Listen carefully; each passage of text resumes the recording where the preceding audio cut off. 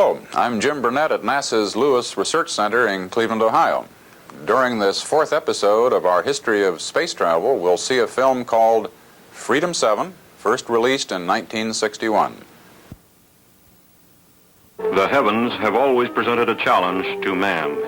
Many secrets remain locked in space, secrets that have puzzled men for centuries. The search for knowledge about space is underway. Hundreds of scientific rockets and satellites have been launched. As the information is collected from space, it is made available to people all over the world.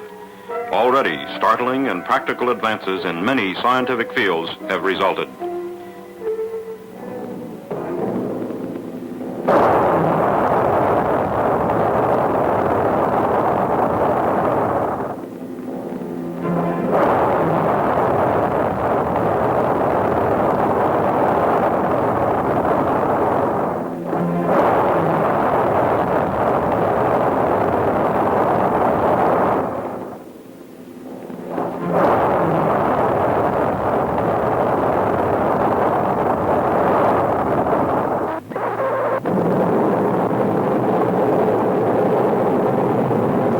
Projects such as these, information was obtained from scientific instruments in the rockets and satellites. Now, man himself is to follow these mechanical devices. Cape Canaveral, Florida, May 5th, 1961. U.S. Mercury astronaut Alan B. Shepard enters his spacecraft. Very shortly, he will be on his way into space. As the hatch goes on, two big questions come to your mind. Is the vehicle ready? Are you ready? Before the flight, Shepard had this to say. I think the one thing that strikes me as I look back on the training program is that I have really developed a feeling of confidence. A confidence in the people with whom I work, a confidence in the systems with which I am dealing and will have to deal in flight, and of course, a confidence in myself. You're confident, but you're human, and you go over the program just one more time. A feeling of confidence. It began to grow from the day you and your 6 fellow astronauts were selected from hundreds of volunteers. Confidence in the people of Project Mercury, the spacecraft and the launch vehicle, and confidence in yourself. You were involved in the design of the Mercury system almost from the beginning, contributed ideas and modifications. You worked with the engineers, came to know the components and systems like you know your own car. And you followed the tests, test after test after test, to make sure the design did what it was supposed to do.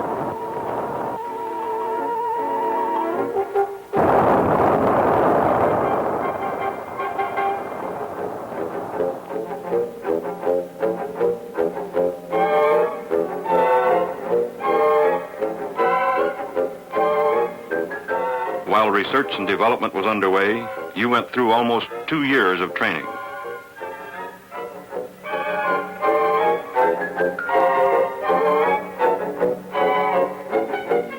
You flew mission after mission in a trainer just like the craft you're sitting in today, became completely familiar with every control and instrument.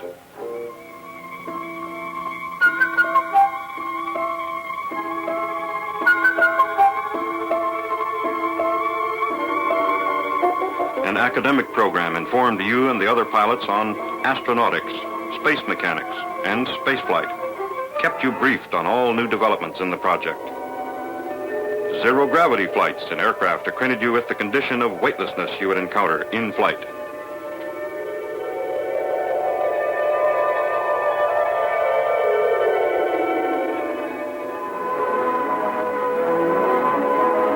You got in a lot of centrifuge time, too.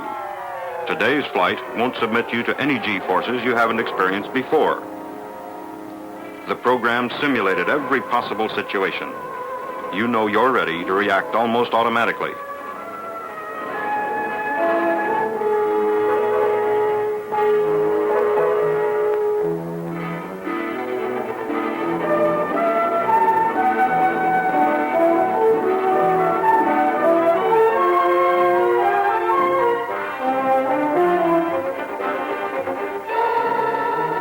You practice controlling the craft attitude by manual control of pitch, roll, and yaw jets. That will be part of your mission today, and you're confident that you can do it.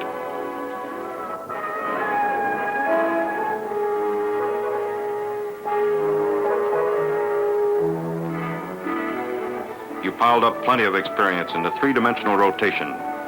You know that even if tumbling situations occur after separation, you can bring the craft under control with your manual control system. There were continuing flights in high-performance aircraft. They were important to you, too. You're an experienced test pilot. Flying is your business in any type of craft. You remember extensive training in escape and survival techniques. There is always the slight chance the spacecraft may land outside the pre-planned area.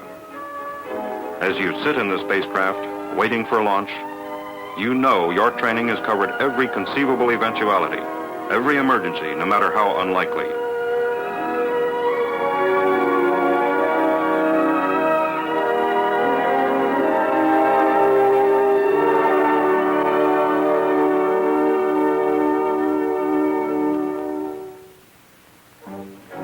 As Project Mercury got underway, production of Redstone launch vehicles began at the Marshall Space Flight Center.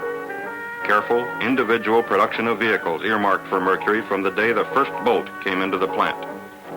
The Redstone was available, and with modifications it would do the job.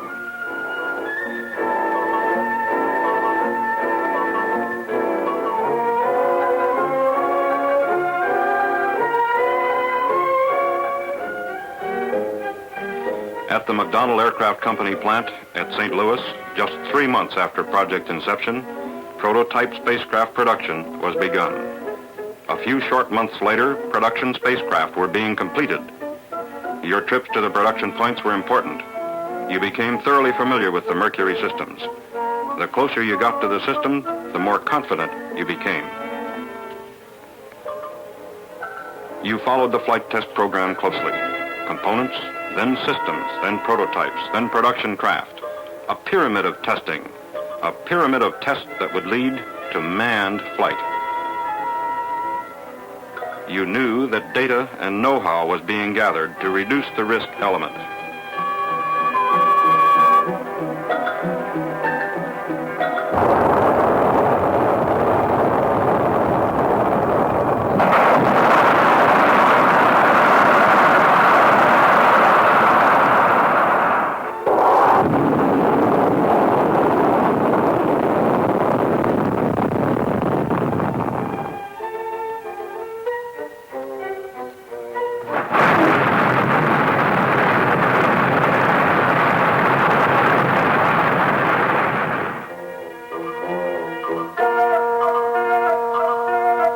Every flight, the recovery forces were exercised.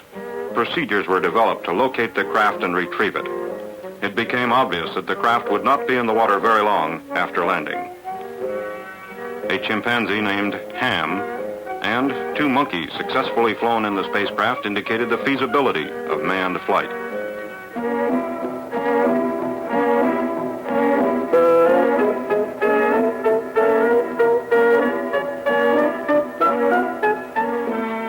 Then, all this was behind, and you knew everything humanly possible had been done to minimize risk to you and to the other astronauts.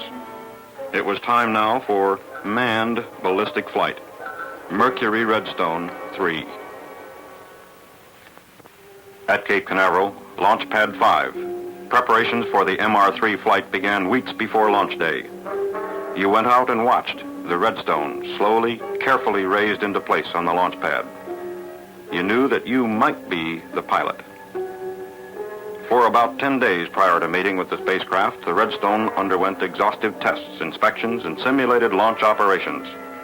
This vital part of the mission, the launch vehicle, must be as near perfect as man can make it before the spacecraft is installed. You and your fellow astronauts followed the test program closely.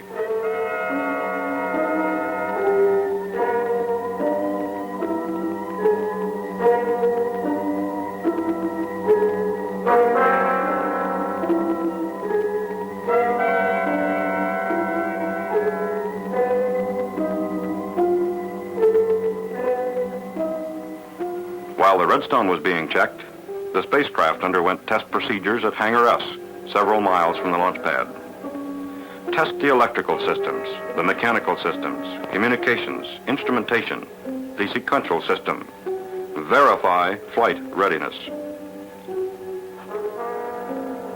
You participated in many of the tests and checkouts yourself. You had worked closely with the vehicle for many months. If possible, you got even closer to it during the days just before launch. You worked with the Mercury engineers and technicians as they prepared the craft. The feeling of confidence in the mission became even stronger. Your fellow astronauts worked with the same team effort that had prevailed over the 2 years of getting ready. You couldn't be everywhere at once, but they could cover for you. And as you sit in the spacecraft, you know everything is as ready as it can possibly be. They covered the control center, the blockhouse, the launch vehicle, the tracking stations.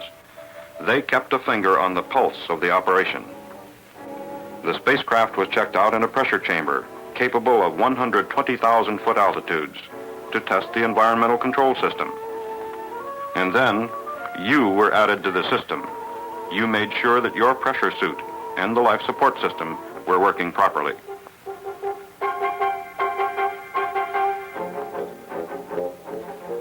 You knew that you weren't just going for the ride.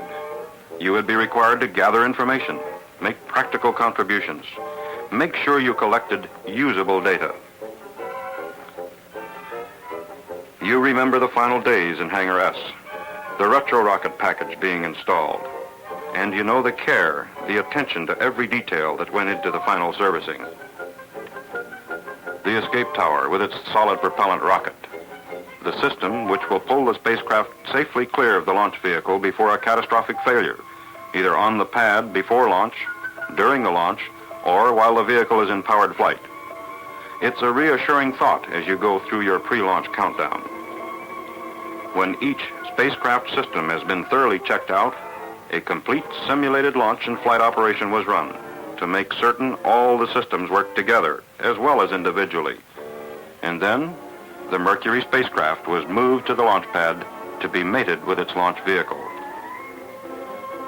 At the pad, the spacecraft was raised to position on top of the vehicle. Now you knew that the final round of testing was at hand. This flight will provide added qualification for the spacecraft and its systems in space and train a pilot for later Atlas-boosted orbital flights.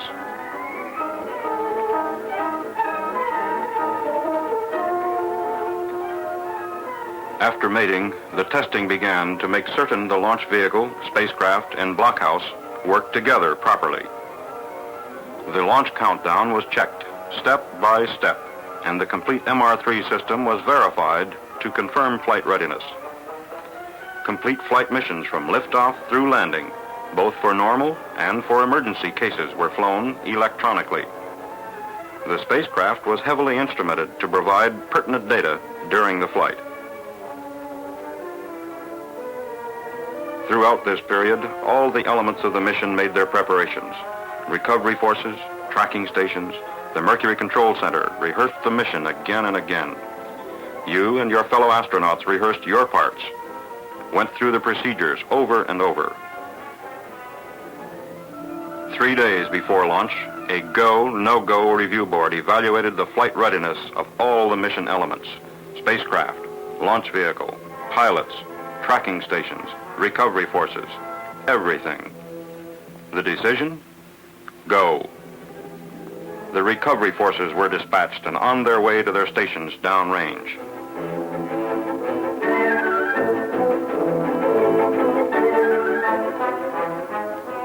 May 1st, 1961.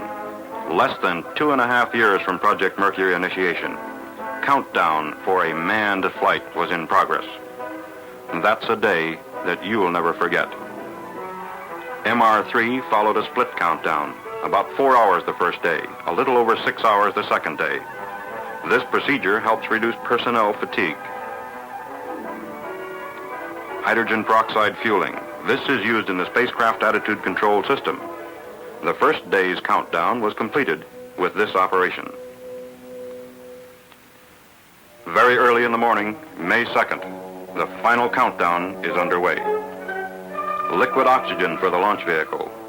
Before this operation, a meeting had been held to review the weather situation. The weather was marginal, but the decision? Go. At the Mercury Control Center, every detail of the countdown and status of all other elements, such as the recovery forces and the tracking stations, was carefully monitored. The Mercury Operations Director manages the entire flight from the center.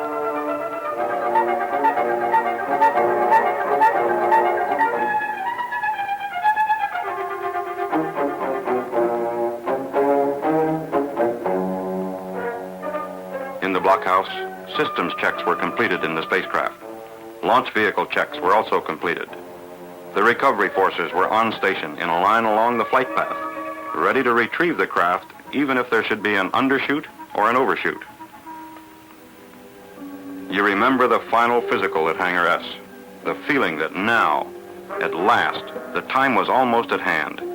And you remember the feeling of confidence that you had, confidence that all systems were ready, and that you were ready too. Before leaving the hangar for the launch pad, you had sensor leads attached to your body. These leads would provide telemeter data on your body functions and reactions during the flight.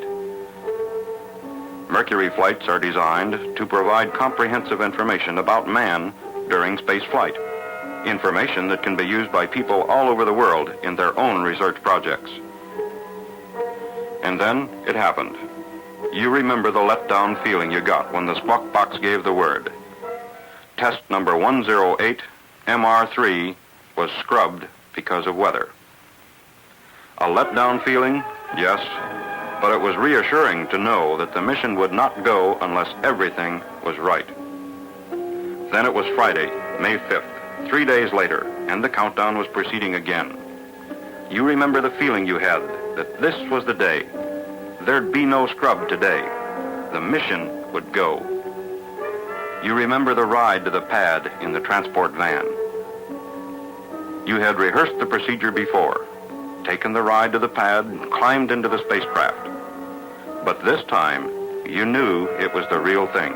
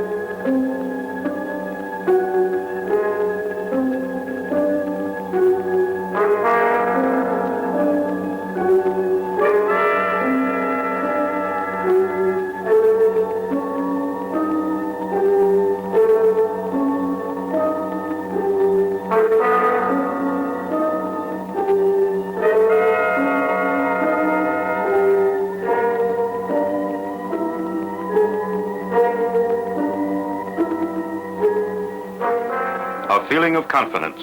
As astronaut Shepard goes through the pre-launch countdown, he knows the system is as ready as human effort can make it. Doctors in the Mercury Control Center and the blockhouse monitor Shepard's physiological status during the countdown. Astronaut Gordon Cooper, assigned to the blockhouse during the launch operation, stays in direct voice contact with Shepard.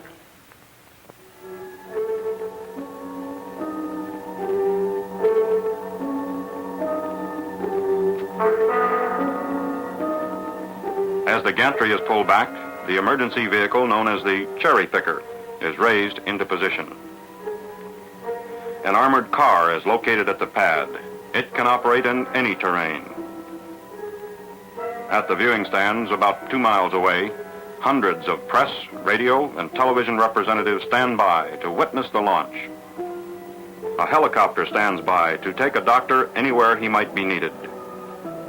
Astronauts Carpenter and Shepard take off to make direct aerial observation of the early portion of your flight.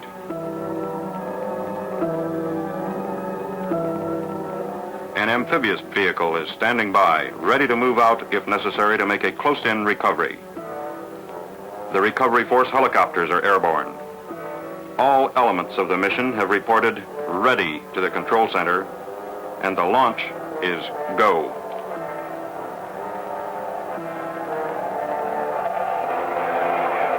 Okay, to resume the count. Roger, ready to resume the count. STE, I'm going to turn it over to Stoney, verify. Resume the count. Okay, Stoney, take it over. Roger. 5 seconds. Seven, Stoney, out here. 7, loud and clear, Stoney. Roger, loud and clear, also. 1 minute and counting. Roger. Bearing command. 30 watt.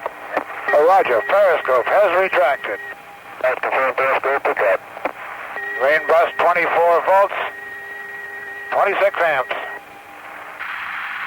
10, 9, 8, 7, 6, 5, 4, 3, 2, 1, 0.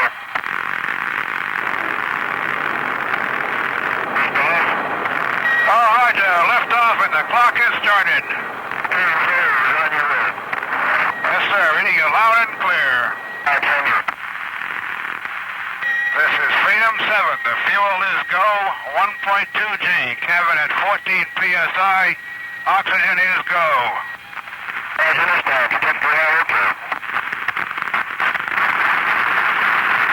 Cabin pressure is holding at 5.5.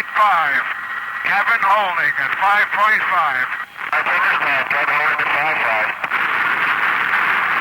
Fuel is go, 2.5 G. Cabin 5.5. Oxygen is go. The main bus is 24, and the isolated battery is 29. Right, 3, 5 to 5, protect the auto trip. 7 here. Fuel is go, 4 G. 5.5 cabin. Oxygen go. All systems are go. That's all systems go, protect the auto trip.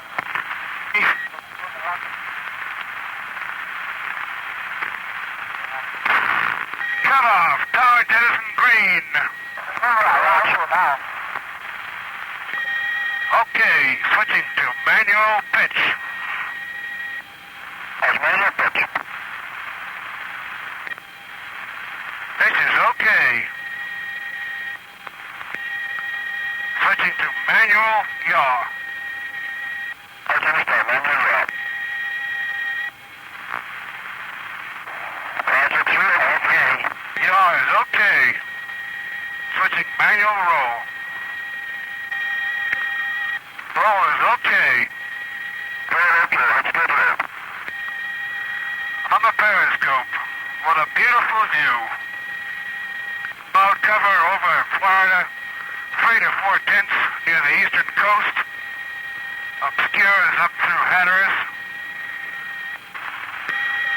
Okay, this is Freedom 7. And T build up. 3, 6, 9.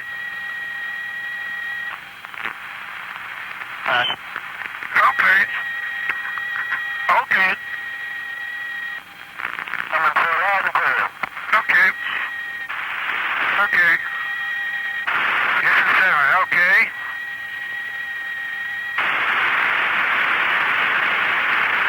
$45,000 feet now. Roger.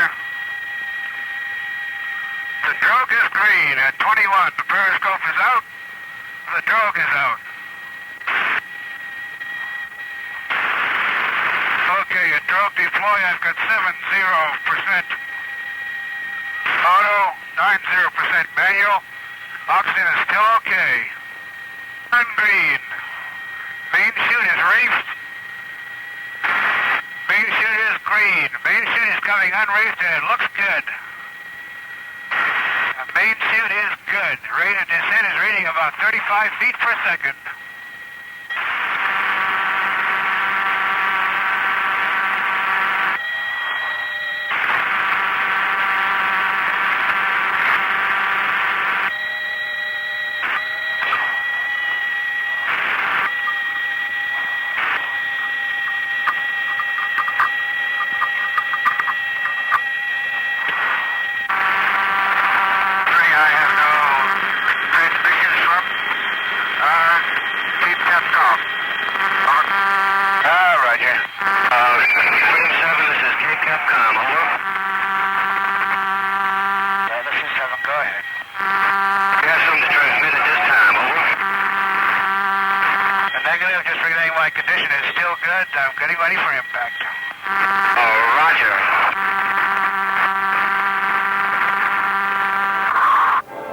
MR3 followed a normal ballistic arc, peaking at about 115-mile altitude.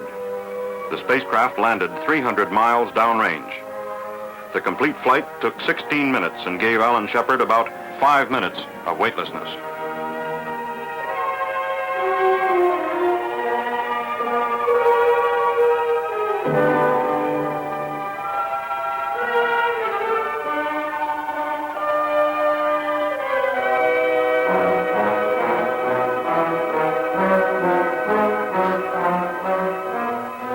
Just 11 minutes after the spacecraft landed, Shepard and the craft were on the Lake Champlain. Complete and detailed information on the flight and on Alan Shepard was recorded from launch to recovery. Information to be made available to scientists and interested people the world over.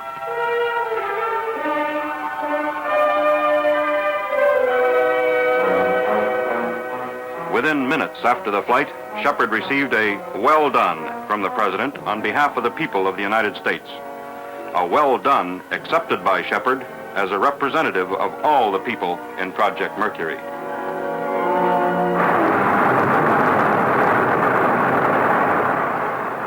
Project Mercury, another step in man's search for knowledge. Freedom 7, another step toward man in space. That film took all of our time. So until our next program, this is Jim Burnett saying goodbye from NASA's Lewis Research Center in Cleveland, Ohio.